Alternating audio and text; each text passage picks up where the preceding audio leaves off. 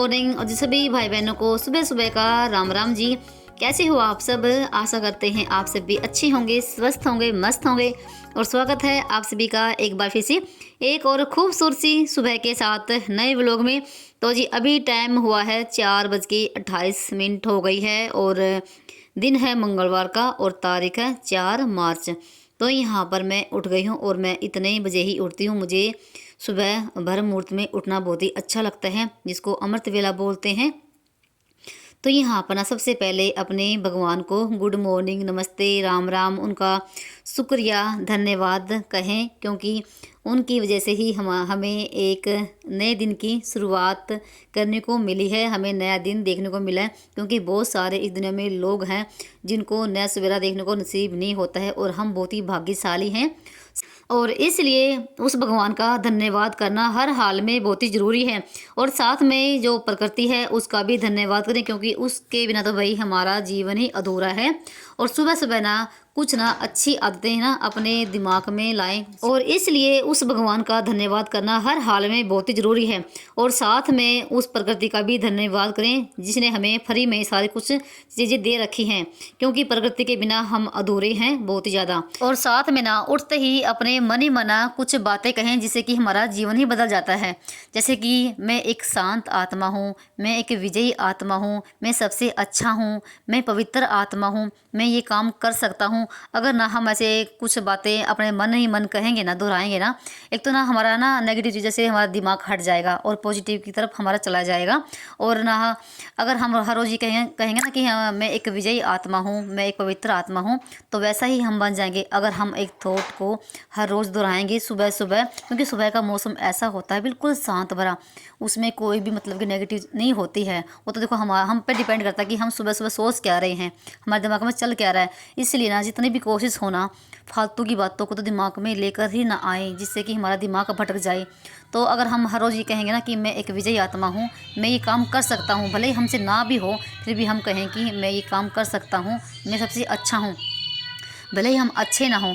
अगर हम ना एक ही बात को ऐसे दोहराएंगे ना मन ही मन, तो हम अच्छा बन जाएंगे कभी ना कभी। तो बोलते ना कि जैसा हमारा मन होगा ना, जैसे हमारे मन में थॉट चल रहे होंगे, वैसा ही हमारे शरीर पे भी असर करता है। तभी तो बोलते हैं कि सोच बदलो जिंदगी अपने आप बदल जाएगी। तो ये हमारे ऊपर ही डिपेंड करता है कि हम सोच क्या रहे हैं, और ये 100% बात सच्ची है। सोच बदलने से हमारी ज़िंदगी बदल जाती है, हमारा माइंड ना चेंज हो जाता है, नेगेटिव चीज़ों से हमारा हट जाता है और पॉजिटिव की तरफ हमारा मतलब ध्यान होने लग जाता है।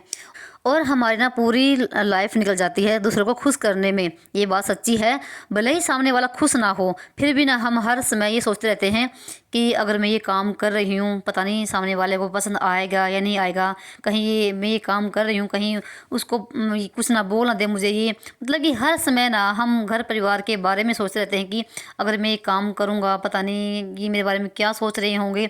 मतलब कि कहने का ये है कि हर समय ना हम दूसरे के बारे में सोचते हैं, और सामने वाला हम चाहे कुछ भी कर ले, चाहे हम लाख जतन कर ले, लाख खुश करने की कोशिश कर ले दूसरे को, चाहे वो परिवार हो चाहे आस पड़ोस हो, पर वो खुश नहीं होते भाई। हम चाहे कोई अच्छा काम करें या फिर हम कोई बुरा काम करें, हर किसी को ना नुक्स निकालने की आदत होती है। ये टाइम ऐसे चला हुआ भाई। इसलिए ना अपने आप को ना जो हमें अच्छा लग रहा है अपने लिए करो भाई, जो भी कुछ करो अपने परिवार के लिए करो। दूसरे के बारे में छोड़ दो काम करना कि पता नहीं लोग मुझे क्या कहेंगे। लोगों को तो काम है कहना। अगर तुम कोई अच्छा काम करने जा रहे हो तब भी लोग दो बातें बनाएंगे, और अगर तुम कोई गलत काम कर रहे हो या तुमसे कोई गलती हो गया फिर तो हमें दो बातों की जगह हमें चार बातें सुननी पड़ती है। इसलिए छोड़ दो लोगों को और अपने आप को खुश करने की कोशिश रखो, क्योंकि इस टाइम ना खुश रहना बहुत ही मुश्किल हो रखा है इस टाइम पे। अब देखो इस टाइम ना सबके घरों में सारी सुविधा मिलेंगी, हमें सारी सुविधा, पर वो सुकून नहीं मिलता। पहले टाइम में ना कोई भी सुविधा नहीं थी, कुछ भी साधन नहीं थे, घर में भी इतनी सुविधा नहीं होती थी, और यहाँ तक कि सड़कों पे वाहनों की भी कमी होती थी, फिर भी लोग ना कितने खुश रहते थे ना उस टाइम पे। पर सारी सुविधा होने के बावजूद भी हम खुश नहीं हैं, और खुशी ना हम बाहर ढूंढते रहते हैं कि हम कहीं घूमने जाएं, कहीं अच्छी जगह पे जाएं, थोड़ा हमें सुकून मिल जाए। सुकून बाहर कहीं नहीं है, सुकून है हमारे अंदर। वो हमें कोशिश करनी पड़ेगी कि सुकून कहाँ से मिलेगा। फालतू की बातों को छोड़ दो, जो नेगेटिविटी ना हमारे आसपास है या हमारे घर में है उसको छोड़ दो, और अपने आप को ना खुश रखने की कोशिश रखो। वो खुश होगा, खुशी मिलेगी हमें सुबह सुबह जल्दी उठने से। अगर सुबह हम अपने लिए टाइम निकाल रहे हैं 15-20 मिनट हम मेडिटेशन करें ना, शांत जगह पे बैठो और मतलब योगा करो, एक्सरसाइज करो, उस इन चीज़ों से हमें शांति मिलेगी और खुशी मिलेगी। और यहाँ पर आपसे बातें करते करते मैंने अपना घर का काफ़ी सारा काम निपटा लिया है। घर की आधी साफ सफाई थी मेरी हो चुकी है, और बीच में ना केशव पापा भी चले गए हैं, उनको मैं नाश्ता पानी अपना करवा दिया था, चाय बनाई थी और साथ में 2 रोटी बाजरे की। और अभी ना जैसे मैं ऊपर से आरी में से साग लेकर आई हूँ उतार के, तो मैंने रात को ना यानी कि शाम को साग को काट पीट के धो धा के आरी में रख दिया था उबलने के लिए। और फिर मैंने इसको उतारा भी नहीं रात को, तो ये आरी में रखा रहा, और ऊपर मैंने तसला इसके ऊपर रख दिया था ताकि कोई बिल्ली वगैरह या धूल मिट्टी ना जाए इसके अंदर। और अभी भी गर्म है, मैं इसको उतार कर लेकर आई। अगर मैंने इसको नीचे उतार कर लेकर आ जाती ना तो फिर ठंडा हो जाता, और ये अभी भी गर्म था ये। तो उसका मैंने पहले पानी निकाला है, और यहाँ पर ना मैंने इसमें बाजरे के आटे का आलन लगाया है, और मैंने ग्राइंडर से तो इसको घम लिया है। और 2 मिनट लगती है बिल्कुल इसको घमने में। अगर आपके पास घमने का हो ना तो उससे भी आप घम सकते हैं, तो मेरे पास वो घमने का नहीं है, लकड़ी का जो होता है, तो मैं इसको ग्राइंडर से ही घम लेती हूँ। बिल्कुल 2 मिनट लगते हैं। और यहाँ पर ना ये नहीं कि आपने इसमें डाला और एकदम इसकी मशीन घुमा दी, सिर्फ 2 मिनट ही इसको घुमाना है। और बाजरे के आटे का मैंने लगा दिया इसमें आलन, तो आप चाहो तो बेसन का भी लगा सकते हैं, पर सर्दियों के टाइम में मैं बाजरे का आटे का ही लगाती हूँ। और साथ में मैंने कुंडी में सारा मसाला कूट रखा था, लहसुन अदरक और हरी मिर्च, वो डाल के सारा इसमें। और फिर से मैं आरी में रख कर आ गई थी, फिर से आरी लगा के, और आरी में ना धीमी धीमी आंच पे पकता रहेगा साग। और उसके बाद उसमें फिर हम तड़का लगा देंगे, चूल्हे पे खाना बनाएंगे, चूल्हे पे रोटी बनाएंगे। तो यहाँ पर मेरी चाय भी अभी रखी हुई थी, तो मैंने फिर से गर्म किया है चाय को, और यहाँ पर चाय पी लेते हैं बैठ के। और 6 बज गए हैं, 6 बजे तक मैंने अपने काफ़ी सारे काम निपटा लिए हैं, और केसव श्लोक भी उठ गए थे। तो चाय पीने के बाद ना फिर मैंने मशीन भी लगा दी है, जैसे पानी भी आ गया था, और जैसे सर्फ खत्म हो रखा था तो सर्फ यहाँ पर डाल देती हूँ। तो कल जैसे शाम को ना रसोई का सामान आया था, तो यहाँ पर इसमें मैं डब्बे में नहीं डाला था, और मैं ये बड़ा पैकेट मंगवाती हूँ टाइड का। तो जैसे जैसे ये 4 किलो का आता है, तो इसके साथ साथ ना 1 किलो फ्री आता है, तो ये 5 किलो का पैकेट है। और देखो चल देखते हैं कितने दिन चलेगा, तो मतलब कि 3-4 महीने तो चल जाता है आराम से, क्योंकि भाई कपड़े बहुत सारे हो जाते हैं, चाहे गर्मी हो चाहे सर्दी हो, तो मशीन में अपने कपड़े चलते रहेंगे। तो बीच बीच में कपड़ों का भी काम करती रहूँगी। जैसे सुबह के दिन ताज़ा पानी आता है, तो मैं ताज़ा पानी में कपड़े अपना धुल देती हूँ। वैसे तो मैं मंगलवार के दिन कपड़े नहीं धुलती हूँ, पर जैसे सोमवार के दिन मैंने मशीन नहीं लगाई थी, इस वजह से कपड़े धोने पड़ गए मुझे, और कपड़े बहुत सारे हो रखे थे। तो बस यहाँ पर ना फिर उसके बाद अपना नहा धो के, और मैंने फिर मंदिर में पोछा लगाया। सबसे पहले तो सिर्फ मैंने मंदिर में ही लगाया पोछा, बाकी घर में बाद में लगाऊंगी सारा काम करने के बाद। तो यहाँ पर ना मैंने अपने कर ली है सिंपल वाली पूजा, तो मंदिर में दिया मेरा लग चुका है। बहुत अच्छा लगता है, सुकून सा मिलता है जब सुबह सुबह जल्दी उठो और अपना घर के काम करो, और फिर जैसे आराम से ये दिया बत्ती भी हमारी हो जाती है, देखो बहुत अच्छा लगता है। तो मंदिर में पूजा करने के बाद फिर आ गई थी मैं ऊपर तुलसी मैया में जल चढ़ाने के लिए और दिया लगाने के लिए। वैसे कुछ लोग देखा शाम के टाइम दिया लगाते हैं, तो मैं सुबह भी दिया लगाती हूँ तुलसी में, और शाम के टाइम भी लगाती हूँ। और मैंने जैसे ना सोमवार दिन अपना सिर भी धुला था और मंदिर की सफाई भी कर दी। तो जो थे ना मंदिर में जो फूलों की जो लड़ियाँ लगी हुई थी वो मैंने धुल रखी हैं, और भी उतार पे अभी सूख रही हैं, तो उनको भी उतारूंगी भी। तो मैंने कम से कम ना 5-6 दिन के बाद अभी पूजा करी है। तो उसके बाद हमारी पूजा हो चुकी थी, और अभी भी सूर्यदेव नहीं निकले हैं, थोड़ा सा मौसम बदला बदली सी हो रखा है भाई। तो सूर्यदेव भाई 7 बजे के आसपास में निकलेंगे। और यहाँ पर ना देखो हमारा साग भी पक चुका है, देखो कम से कम ना इसको आधा घंटा हो गया है पकते हुए। और जितना साग ना धीमी धीमी आंच पे पकेगा ना चूल्हे पे या आरी में बनाओगे साग, उतना ही बढ़िया लगता है। और रात भर जैसे ये आरी में रहा ना तो उसका रंग भी चेंज हो जाता है। और वैसे तो देखो आरी में पकाओ या फिर चूल्हे पे पकाओ, साग का रंग चेंज हो जाता है। और अगर है ना चूल्हे पे कुकर में अगर हम सीटी मरवा के साग बनाते ना तो उसका रंग वैसे वैसा रहता है, बिल्कुल हरा हरा सा। पर चूल्हे का साग ना बहुत ही मस्त बनता है, और आरी में रखा हुआ। तो गांव में तो भाई सभी लोग ना साग को आरी में रख के ही बनाते हैं, शहरों वालों का तो भाई हमें पता नहीं है। तो फिर उसके बाद मैंने चूल्हे में से लगा ली है आग, और मैंने साग भी उतार लिए हैं। तो यहाँ पर लगा लेते हैं तड़का यहाँ पर मस्त वाला।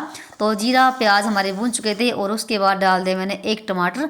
तो टमाटर को भी अच्छे से पकाया है, और फिर उसके बाद यहाँ पर ना सारा मसाला पक चुका था। और फिर उसके बाद डाल देंगे हम यहाँ पर साग, और जो नमक मिर्च थी ना वो मैंने पहले ही डाल दिया था। तो मैं जब साग बनाती हूँ तो मैं जो ना नमक लहसुन जो कुंडी में कूटती हूँ ना, वो मैं साग में पहले डाल देती हूँ, ताकि जो भी ना उसमें अच्छे से पक जाए वो।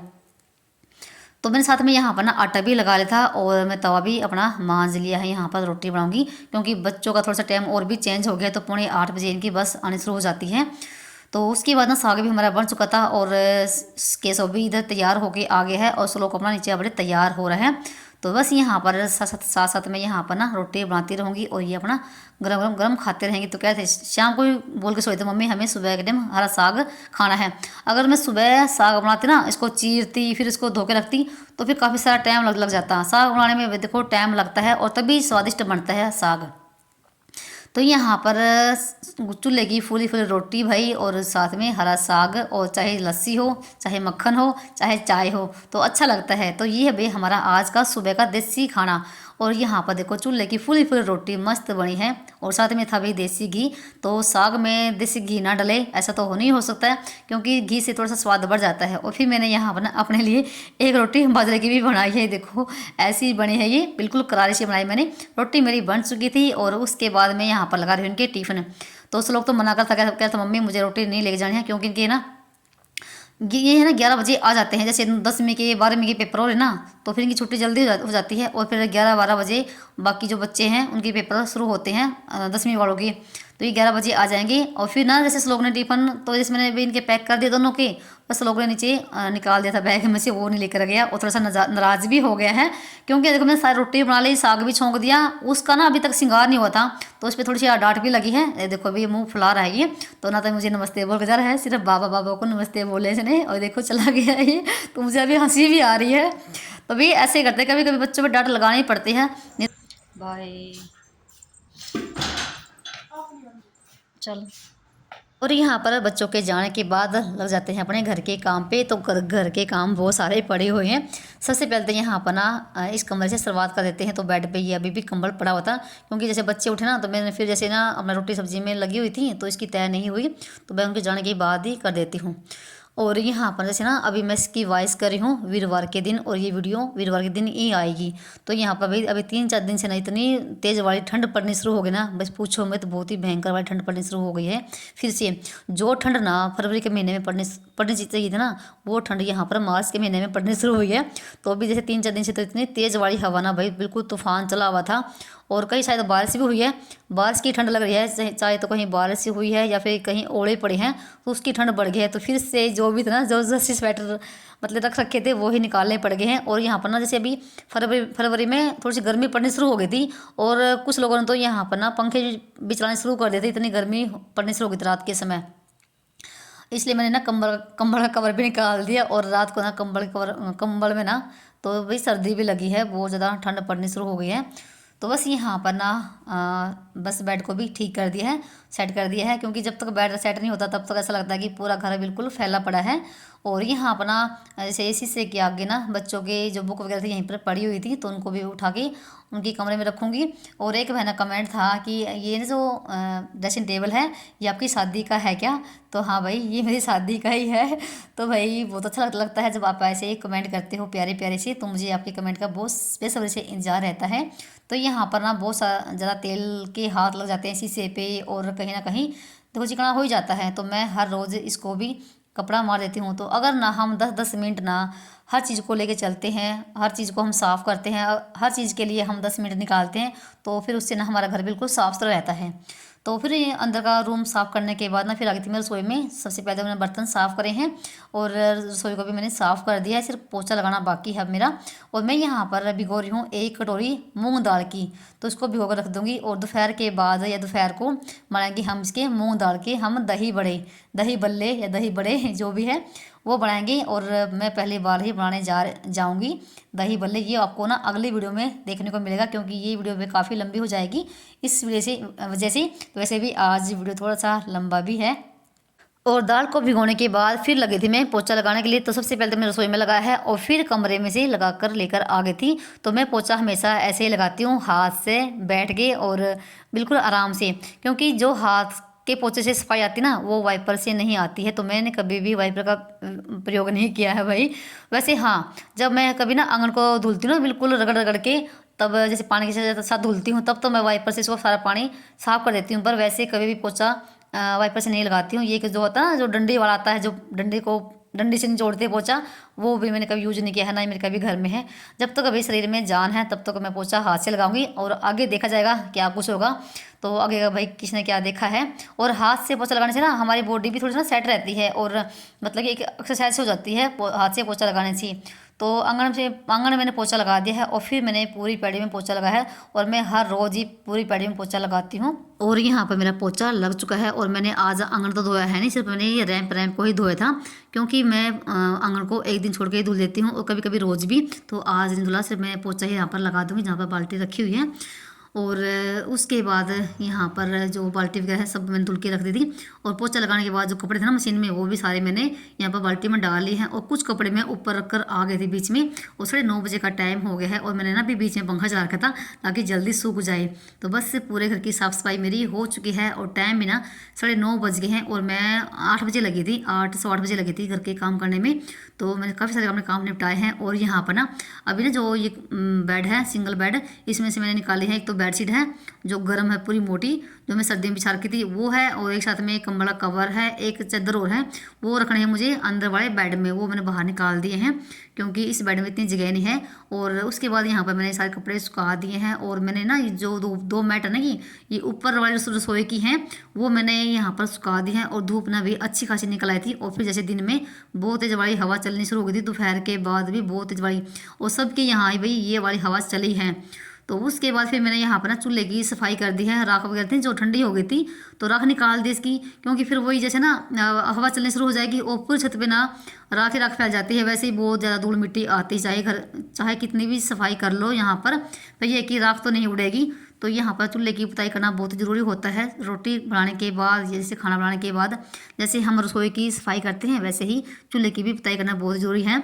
और जैसे ना मैं मिट्टी का पोछा लगाती हूँ ना चूल्हे पे, भी सच्ची में इतनी खुशबू आती है ना, इतनी बढ़िया वाली, जैसे कि मिट्टी को खा ले, इतनी सोंधी खुशबू आती है मिट्टी में से। तो फिर उसके बाद ना मैंने जो ना ये तीनों बाप बेटों के जूते हैं जो मैंने अभी यहीं पर धुले हैं, बच्चों स्कूल के हैं, और एक के जो पापा की जोड़ी है, ये मैंने यहाँ पर हाथ से धुल दी है। वैसे तो मैं जूते हाथ से धुलती हूँ, पर कभी भी मैंने मशीन में सुखाती नहीं हूँ, क्योंकि धूप अच्छी खासी निकलती है तो शाम तक सूख जाएंगे ये। तो बस यहाँ पर ये भी काम मेरा हो गया है। और जैसे मैंने एक दिन पहले पापड़ बनाए थे चावल के, वो यहाँ पर ना कटोले पे सुखा रखे हैं, तो 2 दिन की धूप में भी सूखते हैं। वैसे तो अगर धूप तेज़ हो तो एक दिन में सूख जाते हैं, नहीं तो 2 दिन की धूप में ही सूखते हैं। और देखो कुछ ना एक दो तो ना केशव ने, इस लोग ने कच्चे ही खा लिए हैं भाई, वो छोड़ते ही नहीं है बिल्कुल भी। तो बहुत सारे कम भी हो गए हैं। और यहाँ पर मैंने थोड़े से मटर भी सुखा रखे हैं। तो ये था हमारा भाई आज का वीडियो। चलिए मिलते हैं एक और नए व्लॉग में, तब तक के लिए bye bye, Ram Ram ji. Video अच्छा लगा तो लाइक कर देना। तो यहाँ पर हमारे ढाल बुड़कुल्ले भी सूख रहे हैं।